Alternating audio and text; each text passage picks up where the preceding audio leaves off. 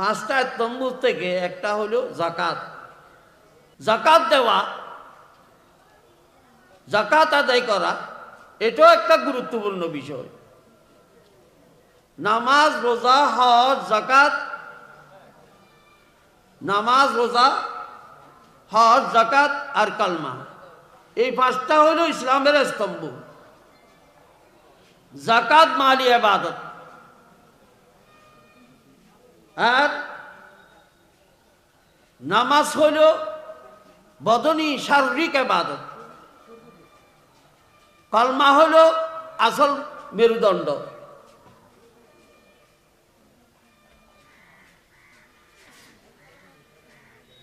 রোজা এটা ফেরেশতার সিফতে গুণে গুণান্বিত হওয়ার জন্য আল্লাহ তাআলা রোজাকে ফরজ করে দেওয়া হয়েছে। যখন এই তিন সিফত আসে যায়, শারীরিক ইবাদত, মালি ইবাদত এবং ফেরেশতাওয়ালা সিফতের গুণ যখন আসে যায়, তো আল্লাহ তাআলা বলেন, ও আর বান্দা, তুমি তো অনেক পরিশ্রম করছো, দেখি আমার দরবারে এসে একটু পাগলামি করো। এই পাগলামির ইবাদতকে হজ বলা হয়। হজের আহকামগুলি শুরু থেকে শেষ পর্যন্ত যদি আপনি গবেষণা করে দেখেন, সবগুলি পাগলামি ছাড়া, মওতের তৈয়ারি ছাড়া, মওতের কফন পরা ছাড়া আর কিচ্ছু নেই এখানে।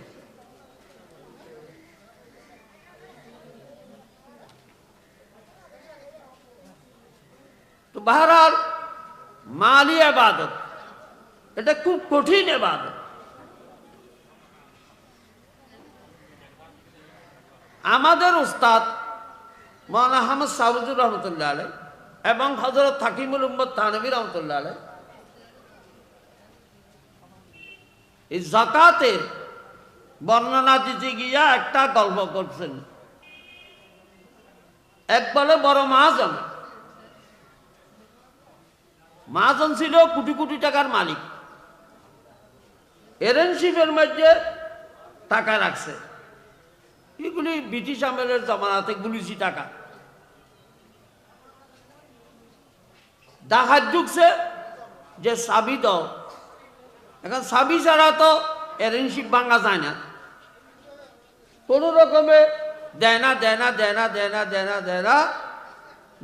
না দিতে শেষমেশ ডাকাতদের মধ্যে একজনে কয়, এর দিলে দিবি, না হলে না কান কাটবো।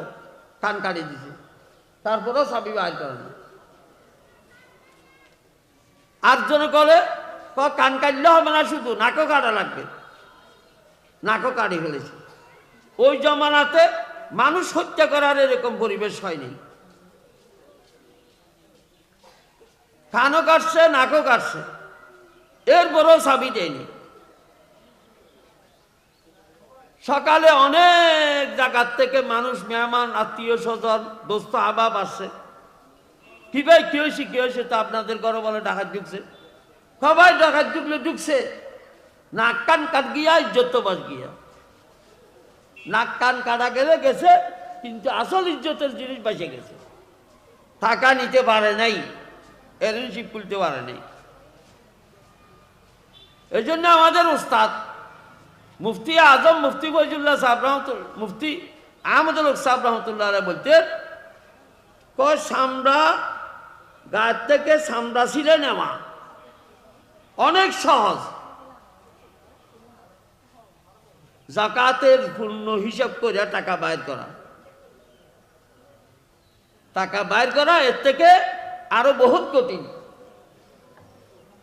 স্যার, আমাদের অনেক হুজুররা তো বলে যে যাকাত আসবে 100 কোটি টাকার মধ্যে, কত হবে? 2.5 কোটি টাকা হবে না? না, 40%। না 40% 10% যদি 2.5%, আড়াই করে আমরা হিসাব করেছি। জি, তো আড়াই হলে 2.5 কোটি টাকা। 2.5 কোটি টাকা যদি যাকাত আসে, সেখান থেকে যদি সমাজের মধ্যে আইসা 210 লাখ টাকা আইনা এক করে বিরাট চমৎকার করে অনেক সময় দেখা যায় যে 2-4 জন মারাও গেছে, এরকম কঠিন অবস্থা হয়ে যায়। তো বহরহাল এগুলি কোনো জাকাত নাই, এগুলো হইল খরাত দেওয়া, প্রচার করা। প্রচার করা। একটু অনেকেই বর্তমানে এই জাকাতকে কেন্দ্র করিয়া রমজানের আখিরি দিন শেষ ভাগে এতে উমরা করার জন্য চলে যায়, পাওয়া যায় না, লাভ পাওয়া যায় না, উমরার জন্য চলে যায়, মার্কেটিং করার জন্য চলে যায়। আমরা উমরা না আসলে মার্কেটিং করার জন্য যায়। আল্লাহ জানে বেহতর দিলের অবস্থা। এই জন্য আল্লাহ তাআলা বলেন وَمِنْهُمْ مَنْ عَاهَدَ اللَّهَ لَئِنْ آتَانَا مِنْ فَضْلِهِ لَنَصَدَّقَنَّ وَلَنَكُونَنَّ مِنَ الصَّالِحِينَ। বনি আদমের মধ্যে অনেকেই আছে, আমাদের গ্রামে গঞ্জে অঞ্চলে এখনো পর্যন্ত অনেক লোক এরকম আছে, যদি আমাকে আমাদের নূর ইসলাম সিদ্দিকী সাহেবের মতো এরকম কোটি কোটি টাকার মালিক বানাই দে, আমি যদি এরকম কোটি কোটি টাকার মালিক কই, আত্মীয় স্বজনের খবরগিরি করব, দেশের গরিব দরদির খবরগিরি করব, আত্মীয় স্বজনের খবরগিরি করব, এদের সুখে দুঃখে কাজে লাগবো, আমি এরকম হিসাব করে দান দক্ষিণা করব, এরকম এরকম মনে মনে মনে মনে কল্পনা করে। জনাব রাসূলুল্লাহ সাল্লাল্লাহু আলাইহি ওয়াসাল্লাম বলেন, সৈয়দুল আম্বিয়া মুহাম্মদুর রাসূলুল্লাহ সাল্লাল্লাহু আলাইহি ওয়াসাল্লাম বলেন যে এরকম যদি কারো নিয়ত থাকে, সে যদি টাকার মালিকও না হয়, নিয়তের কারণে তাকে এরকম এই কোটি কোটি টাকার আসলে যেরকম আমল করার দরকার, এরকম এই আমল করার সওয়াব তার আমল নামাতে দেওয়া হবে। এরকম নিয়ত করে তাকে হুজুর সাল্লাল্লাহু আলাইহি ওয়াসাল্লামের জামানাতে এক ভদ্রলোক এসে বলতেছে, ইয়া রাসূলুল্লাহ, আমার জন্য একটু দোয়া করেন না। কয়, কি দোয়া করব? একটু ধন দৌলত বাড়ি যাওয়ার জন্য দোয়া করেন, ধন দৌলত বাড়ি যাওয়ার জন্য দোয়া করেন। তখন হুজুর সাল্লাল্লাহু আলাইহি ওয়াসাল্লাম বলেন, তুমি যেভাবে আসো এইভাবে থাকো, এইভাবে থাকলে খুব ভালো হবে, না হলে অসুবিধা হবে। এক জুমার দিন দোয়া করার জন্য বলছে। হুজুর সাল্লাল্লাহু আলাইহি ওয়াসাল্লাম বারবার অনুরোধ করছে, বাজিরে তুমি যেভাবে আসো এইভাবে থাকো, এইভাবে থাকলে তুমি ঈমান হারা হয়ে যাবে, তুমি দোয়া আর এর থেকে বেশি বড় ধনী হওয়ার জন্য চেষ্টা করিও না। ওই জুমাতে চলে গেছে কোনো রকমে। দ্বিতীয় জুমাতে বলে আবার আইসা একদম গ্রাম অঞ্চলে, একটু পাহাড়ি অঞ্চলে, সেখান থেকে দূরতে দূরতে আসা, ইয়া রাসূলুল্লাহ, আমাকে একটু কি করেন, আমার জন্য একটু দোয়া করেন, আমি যেন ধনী হয়ে যাই, আমার যেন টাকা পয়সা বেশি হয়ে যায়। তখনও বলে হুজুর সাল্লাল্লাহু আলাইহি ওয়াসাল্লাম বারবার অনুরোধ করতেছে, কয় তুমি এই অবস্থাতে থাকলে ভালো হবে, ভালো হবে, ভালো হবে। এইভাবে দ্বিতীয় জুমাতে যখন যাওয়ার পরে তৃতীয় জুমাতে বলে আবার আসছে, তৃতীয় জুমাতে আবার আসে বলতেছে, ইয়া রাসূলুল্লাহ, আমাদেরকে একটু কি আমাকে আমার জন্য একটু দোয়া করেন। কয়, তোমার জন্য দোয়া করা লাগবে? কয়, ইয়া রাসূলুল্লাহ, দোয়া করলে ভালো হবে, এই দোয়া করলে ভালো হবে। এই লোকের নাম হলো বালতা ইবনে হাতিব। অনেকে হাদিসের কিতাবের মধ্যে, রিওয়ায়াতের মধ্যে হাতিব বিন বালতা বলে।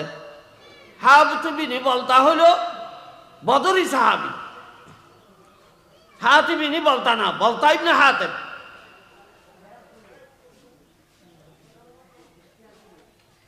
বারবার বলে হুজুর সাল্লাল্লাহু আলাইহি ওয়াসাল্লামকে, ইয়া রাসূলুল্লাহ, আমাকে যদি ধন দৌলত দেওয়া হয় তাহলে আমি ধন দৌলতের হক আদায় করব, আত্মীয় স্বজনের খবর কি করব, গরিব মিসকিনের হক আদায় করব, যাকাত আদায় করব, ঠিকমতো মালের হক আদায় করব। এইভাবে বলে টইলে হুজুর সাল্লাল্লাহু আলাইহি ওয়াসাল্লাম থেকে দোয়া করাইছেন।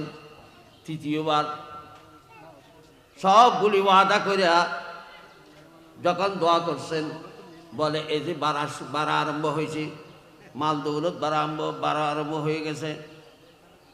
তো তাই তো পাহাড়ি অঞ্চলে পাহাড়ি অঞ্চলে ছাগল চড়াইতো, উঁট চড়াইতো, বেড়া দুম্বা, এগুলি সৌদি আরবের সম্পদ। এগুলি যখন বাড়া হয়েছে, অনেকেই স্বর্ণ ধরলে মাড়ি হয়, অনেকে মাড়ি ধরলে স্বর্ণ হয়ে যায়। এমনভাবে বাড়া আরম্ভ করছে, বাড়তে বাড়তে বাড়তে বাড়তে পুরা পাহাড় বলে ভর্তি হয়ে গেছে। এই ভর্তি হওয়ার কারণে সে আর জুমাতে নামাজ পড়তে আসতে পারে না, এগুলি ফেলে আসতে পারে না। এক জুমা, দু জুমা, তিন জুমা যখন দেখে নেই, হুজুর সাল্লাল্লাহু আলাইহি ওয়াসাল্লাম জিজ্ঞাসা করতেছে, ও আমার সাহাবায়ে কেরাম, বলতাই না হাতে কোথায় গেল? ওকে জুমাতে দেখা যাচ্ছে না কেন? কয়, ইয়া রাসূলুল্লাহ, এখন তো সে আর নামাজ পড়ার টাইম পায় না, জুমা পড়ার টাইম, জুমা পড়তে তো এখানে আসে না, ওখানেও কোনো নামাজ পড়ারও টাইম পায় না। কি হয়েছে? কয়, এত সম্পদ বেড়ে গেছে, এগুলি সামাল দিতে দিতে এর আর কোনো সময় থাকে না। আচ্ছা, তখন হুজুর সাল্লাল্লাহু আলাইহি ওয়াসাল্লামের পক্ষ থেকে একটা প্রতিনিধি দল পাঠানো হয়েছে। কয়, হেতে তো ওয়াদা করছিল মালের হক আদায় করবে, এখন তার কাছে একটা প্রতিনিধি দল যাও, গিয়া বলো যে জাকাত আদায় করার জন্য। জাকাত ছাগলের জাকাত, ওটের জাকাত, বেড়া দুম্বার জাকাত আছে। ও ভাইরা, এগুলির জাকাত আছে। এগুলির জাকাত দেওয়ার জন্য যখন বলা হয়েছে, কয় জাকাত কি জিনিস? আবার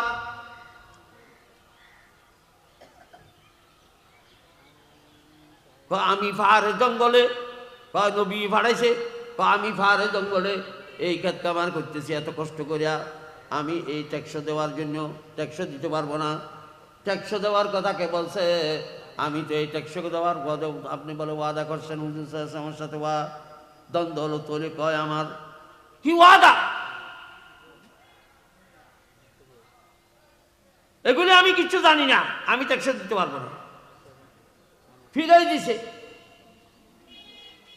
তখন আল্লাহ তাআলা আয়াত নাযিল করে, ওয়া মিনহুম মান আহাদাল্লাহ লাইন আতানা মিন ফাদলিহি লানাসাদ্দাকান্না ওয়া লানাকুনান্না মিনাল মুহসিনিন। আল্লাহর সাথে ওয়াদা করছে, নবীর সাথে ওয়াদা করছে, পূর্ণ হক আদায় করব। যখন মাল দিয়ে দিছে, তখন কি? আমি সদকা করব, আমি যাকাত আদায় করব, আমি গরিব মিসকিনদের হক আদায় করব। লাইন আতানা মিন ফাদলিহি লানাসাদ্দাকান্না ওয়া লানাকুনান্না মিনাল মুহসিনিন। আমি বড় এহসান করনেওয়ালা হব, দাতা হব, গরিব মিসকিনদের খবরগিরি করব। ফালাম্মা আতাহুম বাখিলু বিহি, যখন মাল দিয়ে দিছে, তখন কি কয়? বখালতি করা আরম্ভ করছে। এখন কয়, এগুলি তো আমার মাল, আমি জ্ঞানে গুণে আমার বুদ্ধি গিয়া আমি এই পাহাড়ে জঙ্গলে মেহনত করি, পরিশ্রম করে অর্জন করছি, এটা আবার কি জাকাত? 40% কি 1% বা 2.5%, শতকরা 2.5%, 40%-এর মধ্যে 40-এর মধ্যে 1% জাকাত দিতে হবে।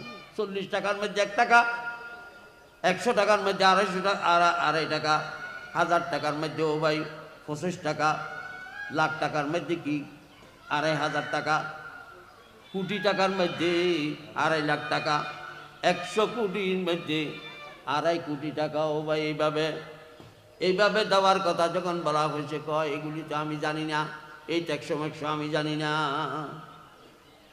হুজুর সাল্লাল্লাহু আলাইহি ওয়াসাল্লামের জামানা গেছে, হে যাকাত দিতে পারে নাই। এখন তার আত্মীয় স্বজন গরিব মিসকিন যখন এই আয়াত নাযিল হয়েছে, ওয়া মিনহুম মান আহাদাল্লাহ লাইন আতানা মিন ফাদলিহি লানাসাদ্দাকান্না ওয়া লানাকুনান্না মিনাস সালিহিন ফালাম্মা আতাহুম বাখিলু বিহি। এই আয়াত যখন নাযিল হয়েছে, কিয়ামত পর্যন্তর জন্য আমাদের পরিবারের উপরে তো একটা মোহর লাগে গেছে। কিরুবা বাদাহাইয়ার নাম ভাইতে দিয়েন ফুল জান্নাত এত ডইলে করি বাদামানি ওয়াকে আইয়ে দেন ফুঞ্চ খারাপ না দে বাজারে কি করি বল করি মামলেট বানাই খাইছিল, এটাকে ওই নাম ফাড়ে গেছে। এখন মনে মনে দেখি ইয়েল দূর হয়েছে মুরগি নিয়ে যাইতেছে, ওখান থেকে দূর হইয়া ইয়েল থেকে নিয়ে নিয়েছে, এই জন্য ইয়েল বাড়িতে গেছে। এরকম এরকম কতগুলি নাম হয়ে গেছে। এই নামগুলি আবার পরিবর্তন করা সম্ভব হয় না। যেরকম ও ভাই আমাদের পরিবারের মধ্যে তো এই ডাকা এসে গেছে, আমরা যে বকিল বকিল বকিল পালাম্মা তাহুম বকিলু বিহি, এদের পরিবারের মধ্যে বকিল হয়ে গেছে। আত্মীয় স্বজন সবাই মিলে ওকে যখন এসে চাপ দিছে, তখন এতে সব ছাগলগুলি বেড়া দুম্বা উঁট ওইসব করিয়া সবগুলি হুজুর সাল্লাল্লাহু আলাইহি ওয়াসাল্লামের কাছে নিয়ে আসছে। হুজুর সাল্লাল্লাহু আলাইহি ওয়াসাল্লাম বলে যে এখন আর লওয়া যাবে না, আমি আর লইতে পারবো না, তোমার সম্পর্কে আইন নাযিল হয়ে গেছে, আমাকে উপদেশ দেওয়া হয়েছে তোমার যাকাতের মাল গ্রহণ না করার জন্য।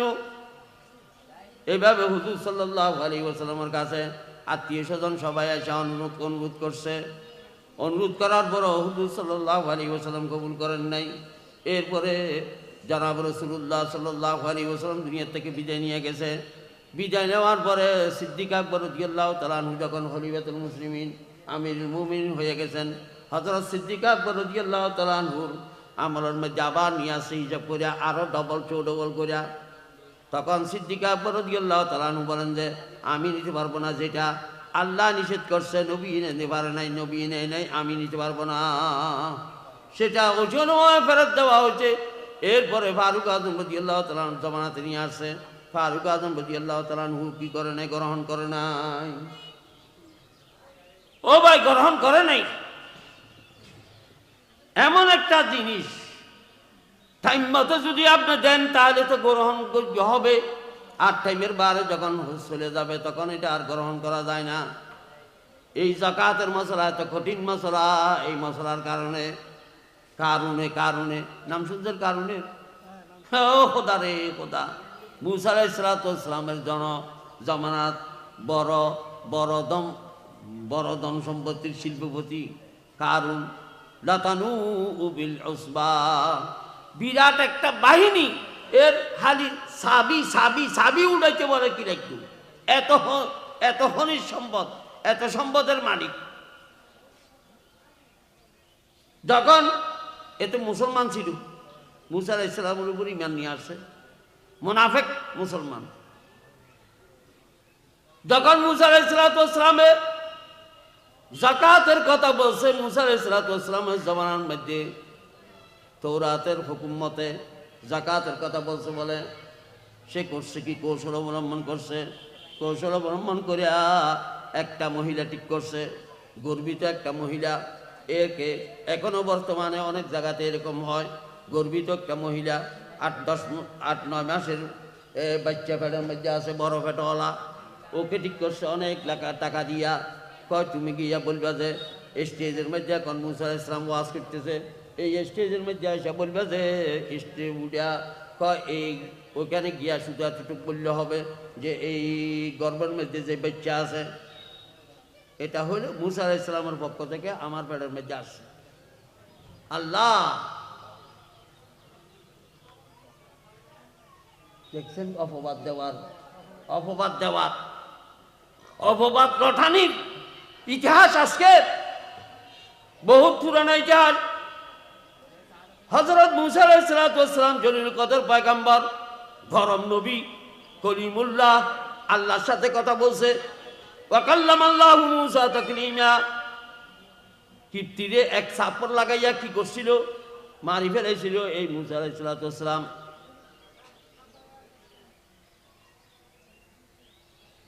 জালানী শরীফের সারা টিকা গ্রন্থতে লিখতেছে, যখন নাকি বলে মুসা আলাইহিস সালামে এই লাড়ি ফেলাইছিল, লাড়ি ফেলানোর সাথে সাথে ফের অন্য বলে 400 বার এক লাগাতার ফায়ানা করছে। 400 বার কেমনে ফায়ানা করে? এটার খানা ছিল এক বেলান মধ্যে একটা উঁট খাইতু, একটা পুরো উঁট খাইতু বলে, এত বড় গাফু। এই মুসা আলাইহিস সালামে যখন ডাক মারছে, এই মহিলা তুমি কোথায় যাচ্ছ? হুজুর আমাকে এই ভদ্রলোক মাঠের মধ্যে বসে আছে, উনি বলছে যে আপনার সম্পর্কে বলে এই কথা বলার জন্য, আমার পেটের মধ্যে যে বাচ্চা আছে দেখতেছেন এটা বলে আপনার থেকে আমি পাইছি, এই কথা বলার জন্য।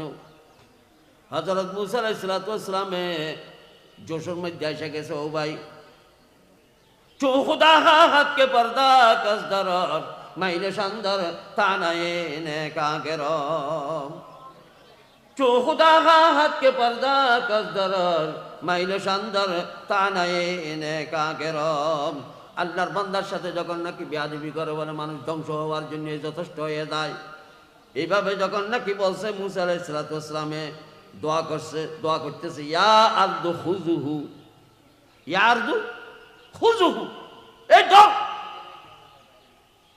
যখন নাকি ধরা আরম্ভ করছে বলে ভিতরে যখন নাকি আস্তে আস্তে ফাখাসাবনা বিহি আল্লাহ হদে মুসা আলাইহিস সালামে বদদোয়া করছে সাথে সাথে লেগে গেছে জমিনের মধ্যে আস্তে আস্তে ঢুকে যেতেছে এগুলি তো আপনারা দেখেন নাই অনেক জায়গাতে ভূমিকম্প হইয়া 10 তলা 20 তলা 50 তলা 100 তলা বিল্ডিং আস্তে আস্তে নিচের দিকে ঢুকে যেতেছে এরকম অনেক জায়গাতে হইতেছে আল্লাহর কুদরতের করিশ্মা বুঝানোর কোনো শক্তি নেই অনেক জায়গাতে ক্ষেত খামার করছে দেখা যাইতেছে পুরা বিলের জমিন দানগুলি নিচের দিকে ধসে যাইতেছে মুসা আলাইহিস সালাতু ওয়াস সালাম এই কথা বলার সাথে সাথে বলে নিচের দিকে যখন ধসে যাইতেছে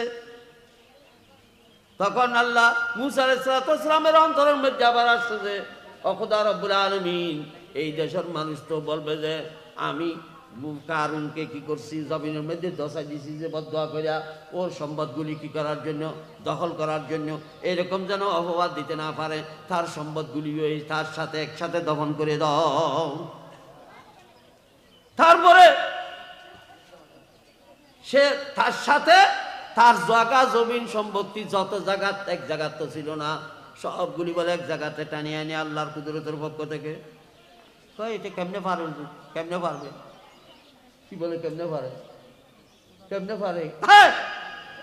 जो समझ में आ गया वो पर खुदा क्यों कर हुए जो जहन में गिर गया वो ला इंतहा क्यों कर हुए खुदार कुदरत बुझाর শক্তি আছে হারিফ সনাই রহমাতুল্লাহ আলাইহি বলেন হাকিম সনাই নতওয়া ওয়াসতু করদান কে তু দর ওয়াসনাই নতওয়া শরহ তু গুফতন কে তু দর শরহ না আই मनिका जिक्र तु बूजम के तु पाकी जो खुदाई नरवम बजुजा गाह के तु आरह न नमाई तु खुदावंद जमीनी तु खुदावंद समाई तु खुदावंद यमीनी तु खुदावंद यसारी आसमान मालिक जमीन मालिक चंद्र मालिक समुद्र मालिक पहाड़ मालिक पर्वत मालिक ओ खुदा रब्बुल आलमीन आपने जे এই তো কারখানা বানাইছেন এত কুদরতের করিশ্মা বানাইছেন আপনার দ্বারা এটা সহজে কারো বোঝা সম্ভব না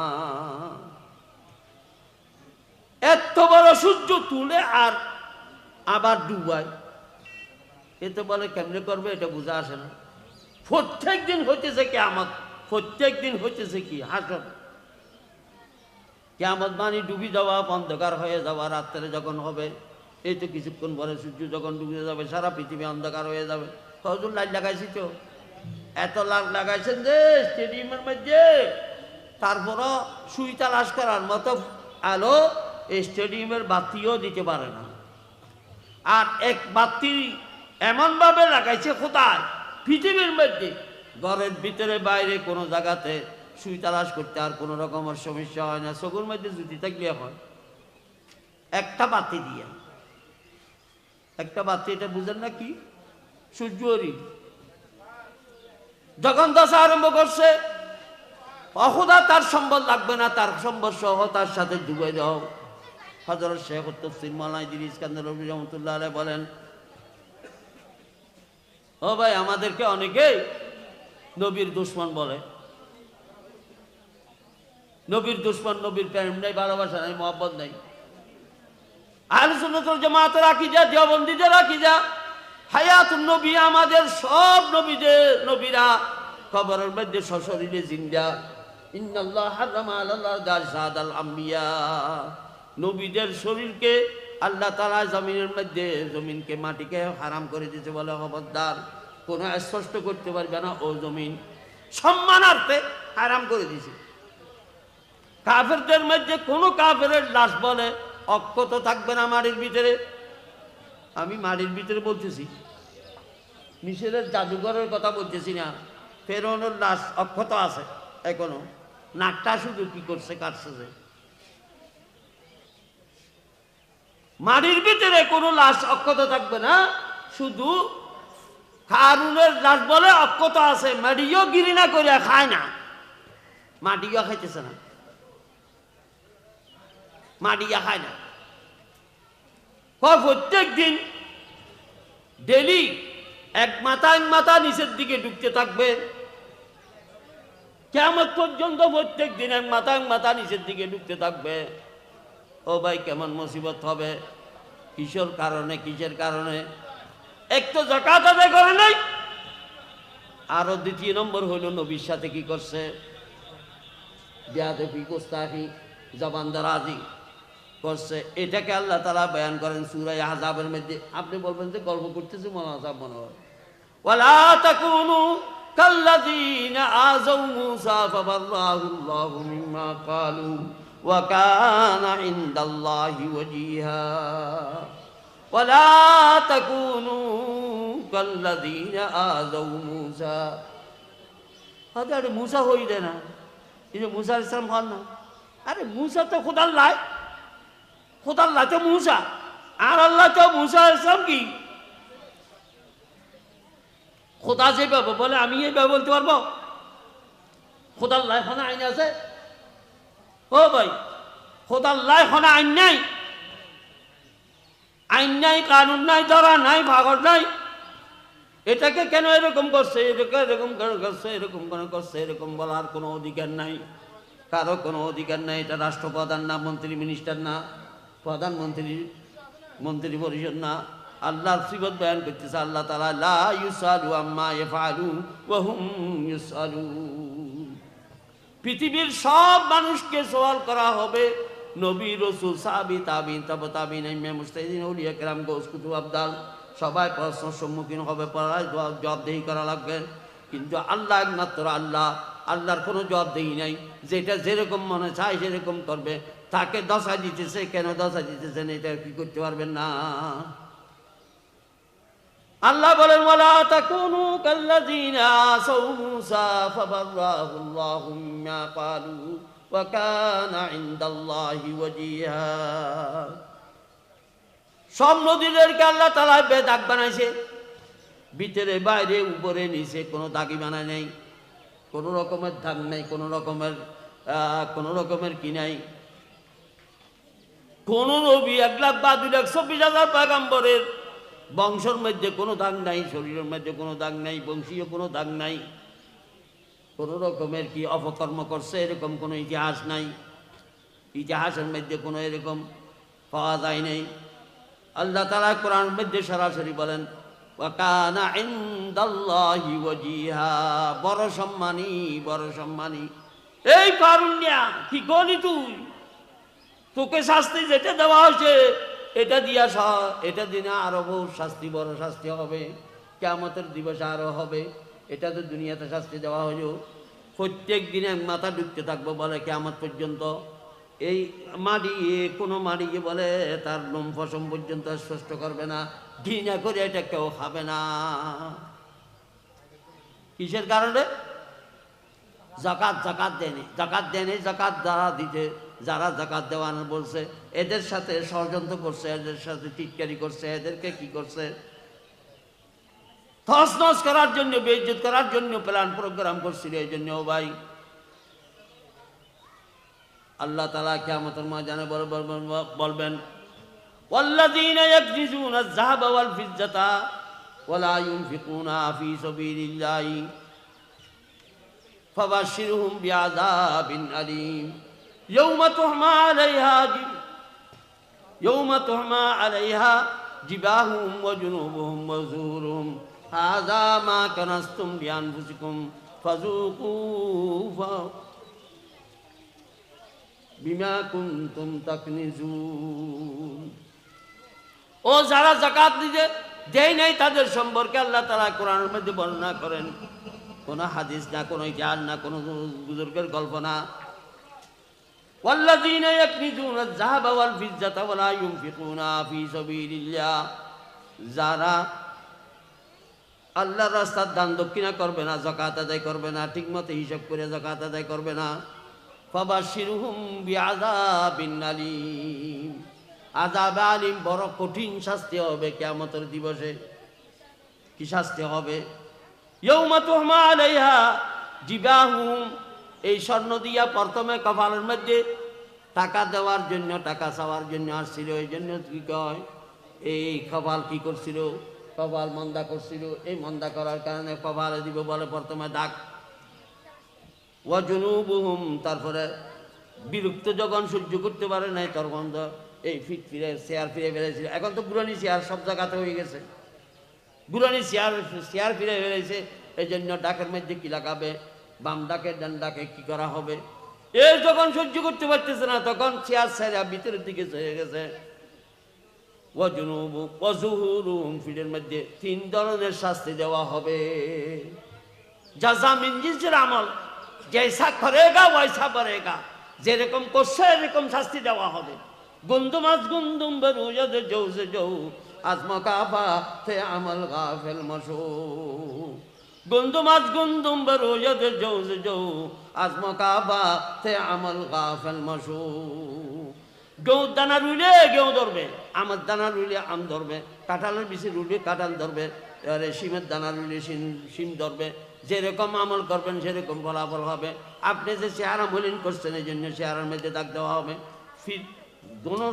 দোনো সাইড ফিরাইছেন এই জন্য দোনো সাইডের মধ্যে ফিরা যখন নাকি চেয়ার সেরা যখন ভিতরের দিকে চলে গেছেন ফিরের মধ্যে দাগ দেওয়া হবে।